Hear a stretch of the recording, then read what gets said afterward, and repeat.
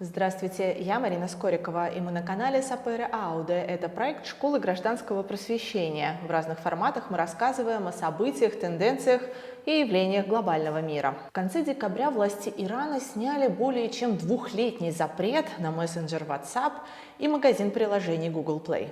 В то время в России обсуждают блокировку звонков через популярные мессенджеры. Говорит ли это о демократизации Ирана?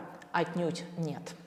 Иран оказался в состоянии глубокого кризиса, сопровождающегося инфляцией и недовольством общества. История иранского протеста, какую роль в ней играют университеты и что могут ученые в изгнании. Смотрите выступление Энси Эрфани из Иранского института перспективных исследований фундаментальных наук на ноябрьском семинаре школы в Вильнюсе.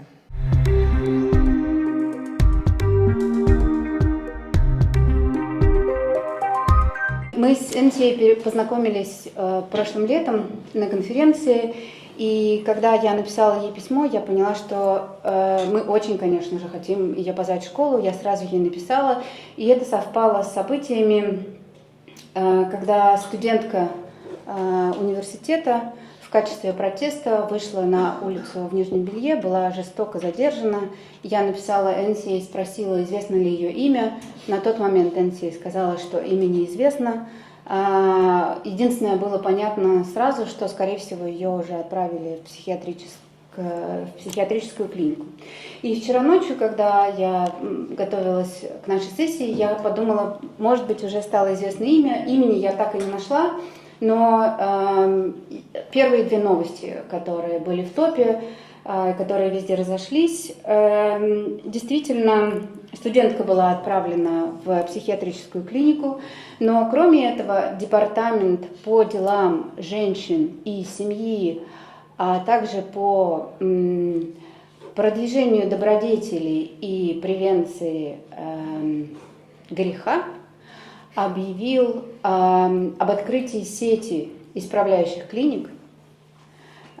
И мы, в общем, понимаем, что на русский язык это переводится как карательная психиатрия, только теперь это делается официально и становится частью политики государства. Это происходит на наших глазах. А вторая новость, которую я увидела, я хотела бы, чтобы мы все посмотрели на этого человека. Его зовут Киануш Санджари. Это произошло вчера. Он выдвинул требования об освобождении 4 политзаключенных до 19:00 с условием, что если они не будут освобождены, он покончит с собой. И через несколько часов стало известно, что он так и поступил. Люди не были освобождены, и он покончил с собой на глазах, в общем, у всего мира. И я поняла, что мы живем в таком пространстве, в котором я не знаю, как много людей узнали об этой новости, я не знаю, как много людей вздрогнули, я не знаю, как много людей успеют увидеть его лицо, но мне очень хочется, чтобы мы посмотрели на него, потому что это не может исчезнуть. Есть вещи, которые нельзя исправить, но есть сила истории, есть сила поступка. Мы говорили об этом вчера, мы говорим об этом на каждом семинаре школы. Я хотела бы попросить минуту молчания. Hello everyone. Actually, I can say привет. I'm sorry, this is the only Russian word that I just learned right now. I have no clue about the language. I will really try my best in my English to explain a little bit about what's happening in my country. And as Ina mentioned, I'm coming from a science background, so I did physics in university and then I became a cosmologist, and I'm always in the sky looking to the stars and all this stuff, so I was really far from being a political activist or social activist. But you heard about the history of Iran, that 2 years ago women life freedom happened in Iran, and I was the first faculty member who resigned from my position in the Solidarity. And of course my family, I was in Mexico when that happened. I was in a research visit there for 3 months, and when I resigned, my family received a threatening message from the intelligence service of the regime. So it was a clear message that I should not come back home, and I had the hope that these protests will lead to the collapse of the regime, but unfortunately it was not the case. So that's how I'm living in exile for 27 months, going from Mexico to Italy, now being in Germany, looking for another position to save the life. But anyway, let's come back to what we can share with you regarding Iran. As I said, I'm not a social activist. I will just try to cover when the protests started in Iran, how the universities also are affected by that, and how we are paying for the violation of academic freedom in my country. So, you know Iran, where it was located, we are the only non-Arab country in the Middle East, so the language and the culture is completely different from the Arab countries. We speak in Persian, and you know that we are in a really strategic condition, the transition of the Europe and Asia. But unfortunately, the regime never values such kind of strategic condition, geopolitical condition. So Iran has a 89 million population, and we are the 17th among the countries, and also in the case of the size of the country, we are also the 17th. So it seems that the distribution of the population is really well defined. So you see that the neighbor countries are the ones that they always have the conflict, like Iraq, Syria, Afghanistan, Pakistan. So we are in a really critical situation. So we had a border with Russia, with Soviet Union, but after the collapse of the Soviet Union, of course, now we don't have a border with Russia, just only with the Caspian Sea.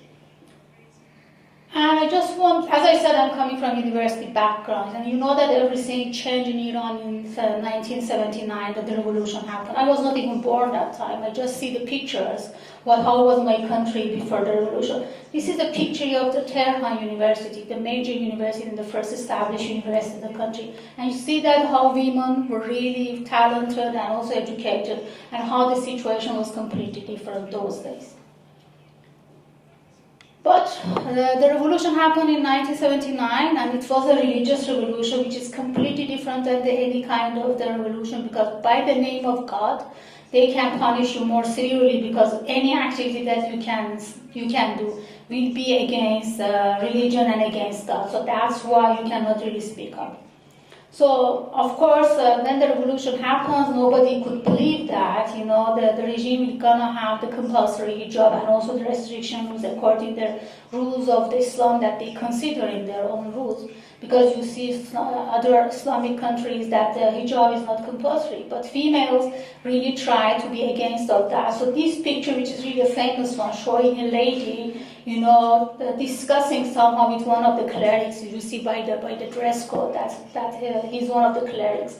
This is one of the famous pictures taken in the 8th March, because the revolution happened in February, and 8th March is the Women International Day. So the women had the protest against the compulsory hijab, but unfortunately men didn't follow them, and they considered, okay, since it's a religious stuff, we should not really take it seriously, this kind of issue. So from that time, they tried to impose the compulsory hijab by mentioning that, the women that they are working, they should wear hijab, otherwise they will lose their job. So gradually, by imposing it as in the university and in schools, it took almost 3 years to make it really as a rule in the country. So before that, the females were really free to live as they were before the revolution. And I will come back to this compulsory hijab, because the women life freedom revolution started 2 years ago just because of that. So let's come back to the history, because I'm just talking about what's happening to the universities in Iran.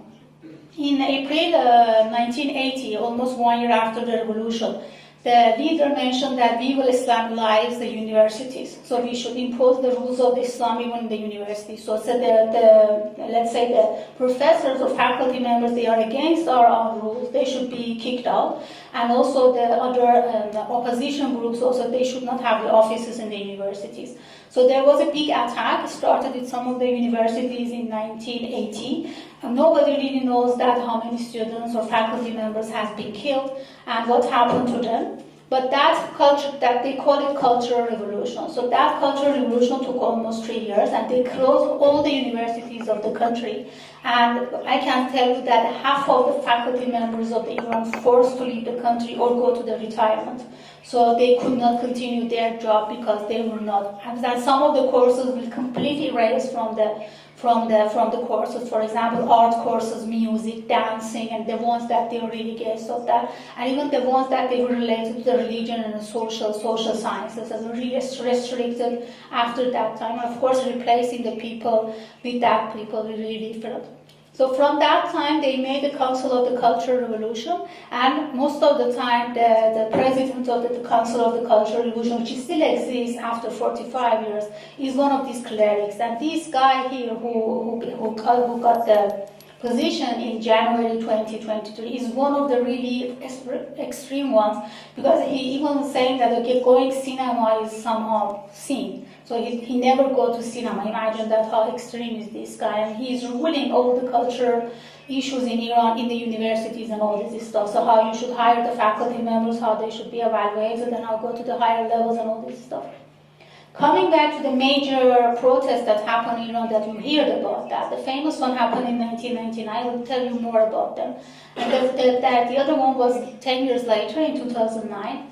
And the other one in 2017, 2019, and 2022. And you see that the time limit of the protests, approaching really closely because economic conditions, sanctions that imposed on Iran because of the nuclear deal, make the economic really in harsh conditions. So many people, even not the intelligence one, they really becoming against of the regime.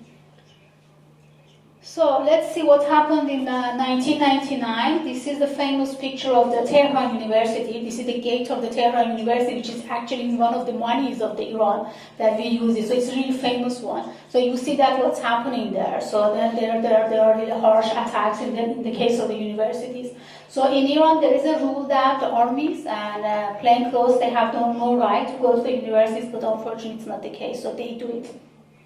And this picture of Ahmad Batabi, he was a student those days, and the T-shirt that you see is applauded with one of his classmates. And this guy, the picture just goes to in the cover page of The Economist. And it was a really harsh punishment for him because he was sentenced to death just because of this picture. That he was not aware that the journalist is taking this picture, it's going to be on the cover of The Economist. So first he's sentenced to death, and after that they changed it for the 18 years. Slower. Sure. I'm sorry. And then they changed it for 18 years imprisonment, and he couldn't even come outside of the prison. After 9 years, they gave him a few days to go and visit the family, and he left the country and escaped the country illegally, and now he's living in the US. And imagine how it could be a big punishment for you, even those days without social media, just because of a picture that you can't even be sentenced to death. And what happened in that protest, there was an attack in the Tehran University, especially in the dormitory. I don't want to show you the pictures here, but it was a really, really terrible attack in the dormitories of the university. And the belongings of the students have been damaged. We don't know the exact number of the students have been killed. The statistics from the human rights organization says that 7 students have been killed. The government never accepted that. 300 have been arrested. One of the famous one is Saeed Zain Ali. He was born in 22nd September 1976. He has been arrested on 10 July, a few days after the protest, in his home, the home of his parents. And since then he's disappeared. Nobody knows what happened to him. It's 25 years. And his mom is still asking, where is my son? And nobody knows what happened to him. There was also another girl that he also has been killed, Feresh Alizadeh. We don't even have her picture. And unfortunately, her mother passed away a few months after her death. That's why nobody really following, her case anymore. The other movement happened in 2009. We call it Green Movement because it was after the outcome of the election in Iran that we go for the voting. And of course there was a competition, and maybe you heard about the outcome that Ahmadinejad, maybe you heard his name, you still remember, he became the president, and we were really aware that the government made the cheating in the outcome of the elections. So those days people, because the green color was the symbol of all the ones that they wanted to do the campaign for the one who was the candidate for the election, that's why we call it Green Movement. So you see that huge number of the people are in the streets of Tehran to protesting. There are many, many pictures confessing that around 1 million people were outside in the streets, and of course that was a big threat for the regime. And after that, they really be cautious that they should not allow the people to be like that. So even the dictatorship learn how to really treat with their people day by day, and after the protests that happened. So these protests happened, we called it Green Movement after the outcome of the election, and that time we never asked for the collapse of the regime. We were just asking, where is my vote? This was the only question that we had, but unfortunately we never get the answer. Where is our vote? And this guy, Mir Hossein Mousavi, and his wife, Zahra Nahnabard, he's the one who was one of the candidates that he couldn't win the election, and we were sure that his vote was really higher than the other one. Of course, he could be the president. And this is more or less the last picture of him, because after that, he went to the home arrest, and he's still in the arrest after 15 years, imagine. He was the prime minister of the country during the war that we had with Iran and Iraq. And imagine that how regime even treating with the ones that they were feeder for the regime. So he and his wife are under the home arrest since 2009, more or less. And this is the last picture that he was in public trying to control, the anger of the people, saying, okay, let's calm down, we can find a solution for this problem. So maybe you also remember this movement with the picture of the Nida Sultan who was being killed in the street of Iran by shooting directly to her heart. And her video became viral because those days they were just maybe YouTube. We didn't have any other social media. And her death becomes the most visited video since that time. I don't know, maybe you can look for the video if it still exists in YouTube, but it was really, really terrible that he passed away in front of the eyes of anyone, and still nobody knows who was her killer. And of course the regime claiming that, she was being shot with the foreigners, that they come inside the country. Of course nobody can believe it. One of the really great movements, maybe this image for me is a revolutionary one. It happened in December 27, 2017, because as I told you, hijab is compulsory in Iran. And in 2017, in a really cold weather of Tehran, a girl called Vida Mowahed, he just going one of the top of the place, and he just hanged her scarf saying that I don't want compulsory, without speaking anything, but it was really clear ad. He is doing protests against compulsory hijab.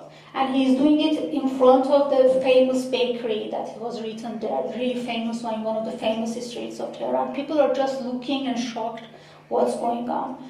She has been arrested, and she was considered that she has a mental problem, and of course she also put in the psychology hospital. After that, several years later, she could leave Iran. So it was really revolutionary stuff that somebody could say that you don't want the compulsory hijab, and of course there were other girls also following her. Of course, all of them have been arrested, and they paid a big price for not wearing the hijab. So the other movement that happened, we are actually in the anniversary of this movement that happened in 2019. It happened, these protests, because of the increasing the fuel price in Iran. So the government doubled the price of the fuel, and of course, as I told you, the economic condition was so terrible, so people went to the street. It just happened in 15th of November, so we are in the anniversary of this is Bloody Aban, because our calendar is different, so we use the solar calendar. So we call it Bloody Aban, means the bloody or dark, let's say November. So you see that how the police are, acting with the people that they go to protest. The government blocked the internet completely in the whole country for 5 days. We didn't know what's going on because they knew that people will send the messages outside of the country. I just remember that time I was invited to go to the World Science Forum in Budapest, and I was waiting for my visa, and I couldn't receive the message from the embassy because they couldn't send me an email whatever. I remember that the embassy called me by phone saying that your visa is ready. And the situation of the Tehran was so terrible that I was really scared to pass there to take my visa. I said, okay, let's forget this trip, because the internet was blocked. I couldn't even book my flight. So I tried to send an email to the organizers of the conference saying, "I'm sorry, although you are paying for my hotel and all this stuff, I will not be able to come back."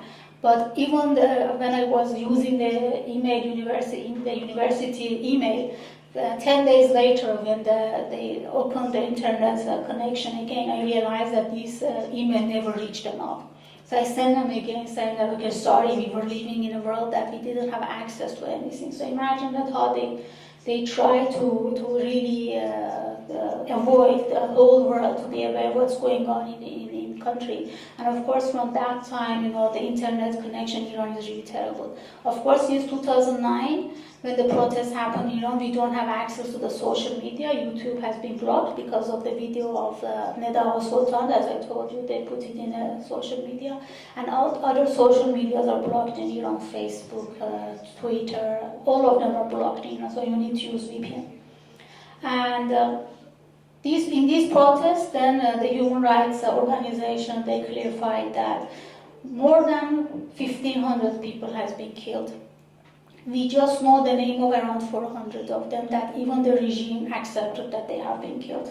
But the rest we don't know because they are threatening the family, so we don't really know how many has been killed in just 5 days because of the price of the fuel. That that Iran is the first country with the resources of the oil and gas together in the world. And how imagine how it could be the situation of the country that they kill people just because of the fuel price. So we call it Bloody Aban. And you hear that after that there was also attack between Iran and US regarding Iraq, and Iran also crashed one of the flight, Ukrainian flight PS 572, that 176 people has been killed in that attack. So this is one of the really harsh stories. So what happened later was in 2020 that they arrested the girl Mahsa Amini. This is his picture few, let's say, minutes before her arrest inside the metro of Tehran. So they arrested her after coming out outside the metro. So you see that the dress code is really, really normal. It's not really something really strange. She has been arrested in Jan. She's not also from Tehran. She was from another city. They were just coming to Tehran in, let's say, the end of the summer to visit some families in Tehran. She has been arrested on 14th of September, and because she was beaten in the variety praise that they do the compulsory hijab rules, and after being in coma for 3 days, she passed away on 16th September. And the protest started in front of the hospital that she was there, with some journalists that they report about what happened in that occasion. And these journalists, 2 of them, that they are females, they sentenced for 7 years jail. They already spent 1.5 years in the prison. They get released a few months ago, but there is an order for them that they should go to the prison for 7 years. So the protest started immediately after that in the universities, because although the universities open in Iran the first day of autumn, which is 23rd of September, but there were also students in the university that started a protest, and of course the protest also spread in the whole country. And in 2nd October, the government realized that the protest is really becoming harsh inside of the universities. And as I told you, that it's not possible the army go to the inside of the university. But unfortunately, there was a really harsh attack in Sharif University, which is like Harvard University in Iran. That is the university of the elites. They attacked that university. Several students have been injured and also arrested. And also Tabriz University. I mentioned Tabriz University because I was born in Tabriz, and also I did my master and bachelor in that university, which is one of the biggest universities of the country. We call it the bloody day of the higher education in Iran. And in 20 October, the Minister of the Higher Education mentioned that from now on the military will gonna have office inside of the universities. Imagine that how it would be. In 7th of December, which is the Student Day in Iran, it's really crazy. They call the Students' Day in Iran because in the previous regime, in one of the protests, 3 students have been killed. So that's why they put the day of their death as a Student Day. Imagine that in that day, the students, they go to protest again. Let's say, imagine a few months even after September, and also there were also harsh attacks in the universities, and some students have been injured. And the last protest that happened in the university was in 8 January 2023, which was the anniversary of the Ukrainian flight that I mentioned. And after that, the universities are more or less calm. That's why I will tell you why it's the case. When we realized that there are really harsh attacks are happening inside of the University of Iran, with some colleagues in diaspora, we decided we make the international community of Iranian academics, and that's why I really become a social activist. So just a month after the protest, we made this organization, which is the first organization of the Iranian academics in diaspora, and our focus was on collecting data about the attacks in the universities, the name of the students have been arrested, detained, how long they were under arrest, what was the punishment later on, and we are giving these reports to the organizations that they are supporting at-risk scholars. We even sent a report to the UN that they were asking for the attacks in the higher education system. So we do our best to really be the voice of this violation of the academic freedom in Iran. Regarding Iran, we have almost 2,300,000 students, so the number of the students is really high. And we have more or less 86,000 faculty members. That's 60% of them are working in public universities and 40% in private ones. Our statistics shows that during all these protests, more than 700 students have been arrested, and protests happen in 144 universities. We don't know the number of the attacks because we cannot really measure it how it could be. 21 students have been killed out of 529. That's the number of the killed people during the Women's Life Freedom Revolution. And of course, the regime never accepted that, and also the higher education never accepted the students have been killed. Among the arrested students, 95 of them have been put in a really big trials. There are just some exceptions of these students. For example, these 20-year law students has been killed inside of the dormitory. Nobody really knows what happened. The regime said that he has suicided, but no one can believe what they are saying. Of course, during the revolution, the regime also shooted the eyes of the people. Maybe you heard about that, so people lose their vision. 2 of them were students that you see their pictures here. And among the killed students, for example, the first one that happened in Hamadan University was Negin Abdullahi. The regime supposed that he was poisoned with the cans that was eaten. It was really her classmates mentioning that he was beaten outside the university, and then she come back to the dormitory. She was not feeling well, and then she just passed away after that. And the other students that you see, and of course you see that it happens in many cities and universities as well. So it was not just Tehran. The other one was Aylar Haqqi. She's from my hometown. She was a medicine student, and the police followed her, and she went to a building that was under construction, and because she was really feared, she jumped up from that building and she passed away.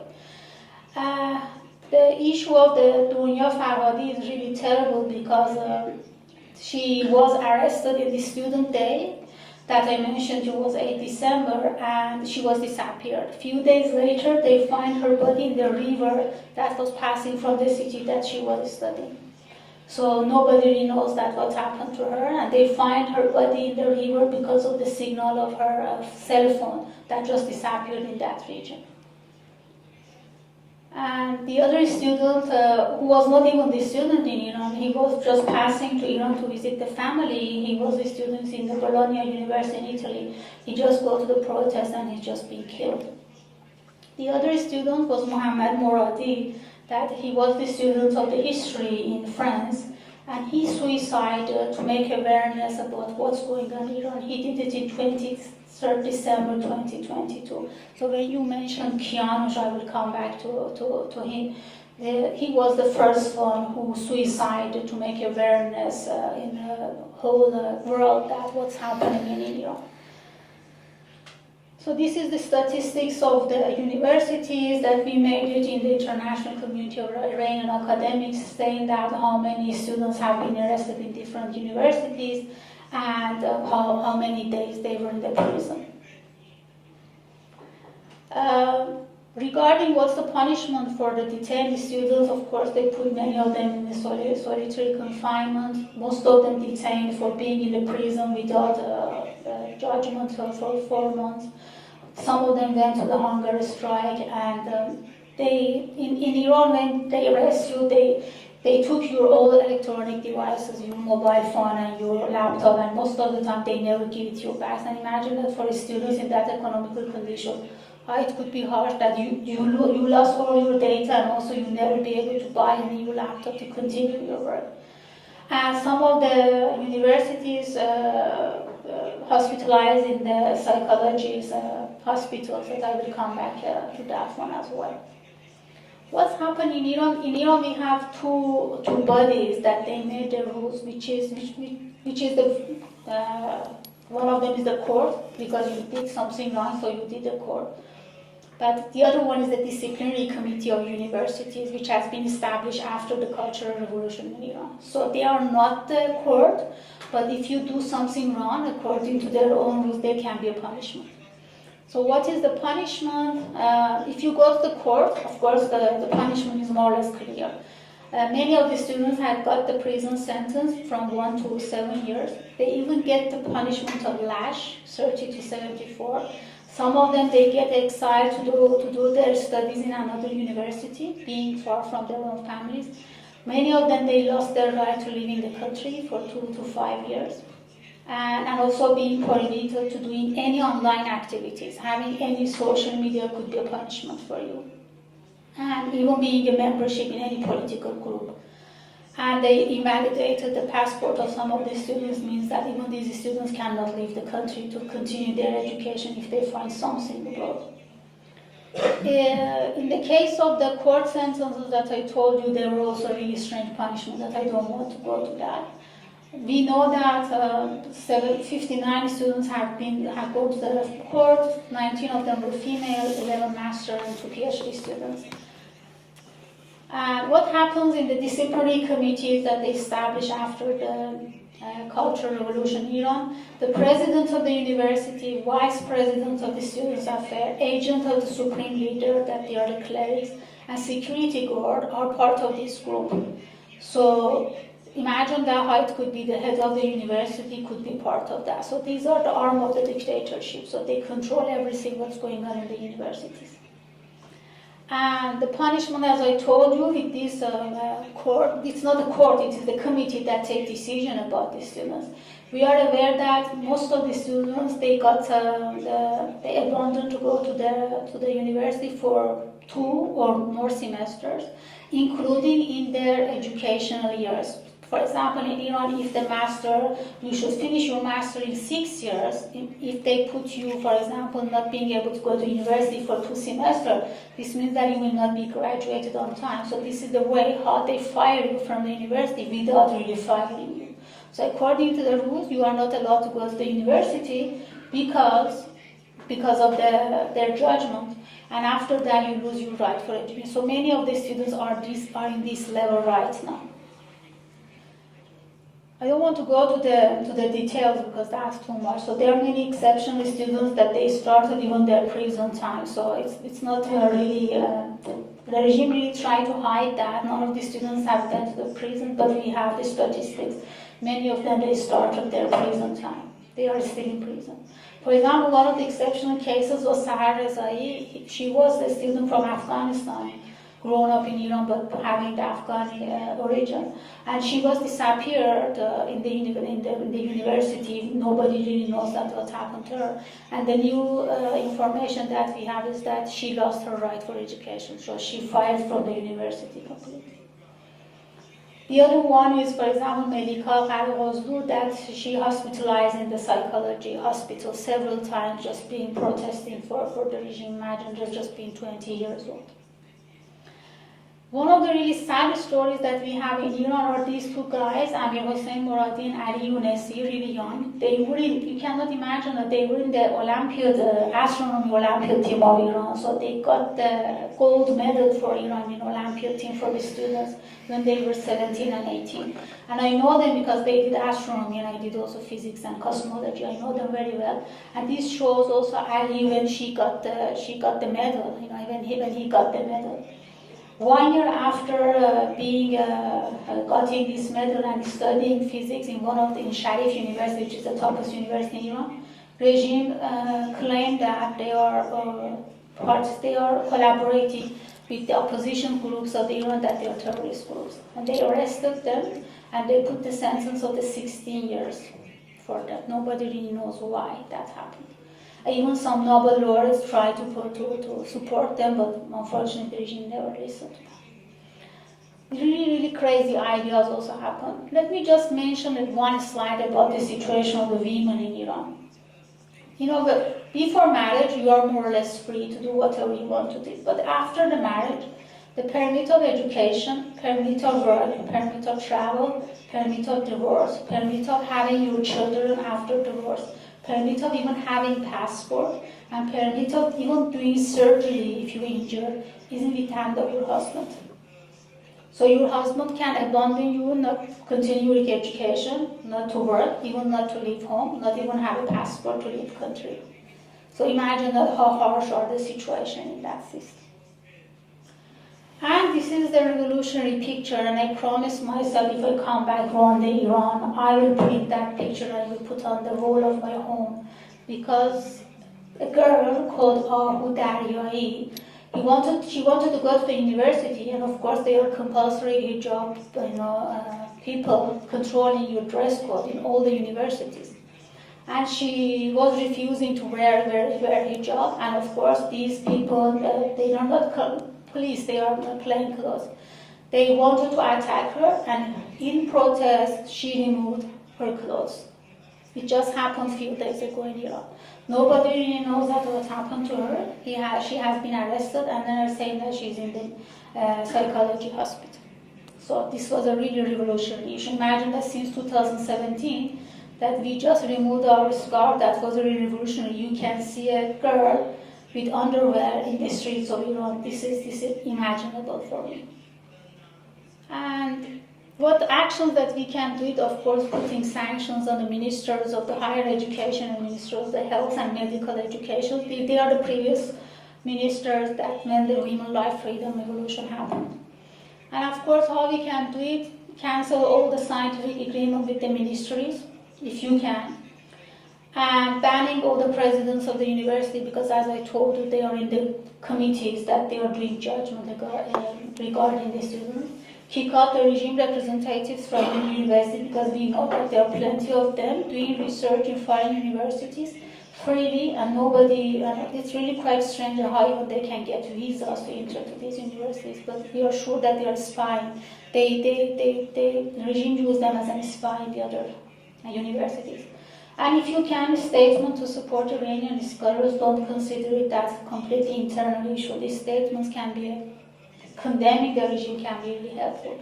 And consider scholarship for at-risk students, because they are scholars they are scholarships for the scholars, the ones that they have PhD, but unfortunately almost no one for the supporting students.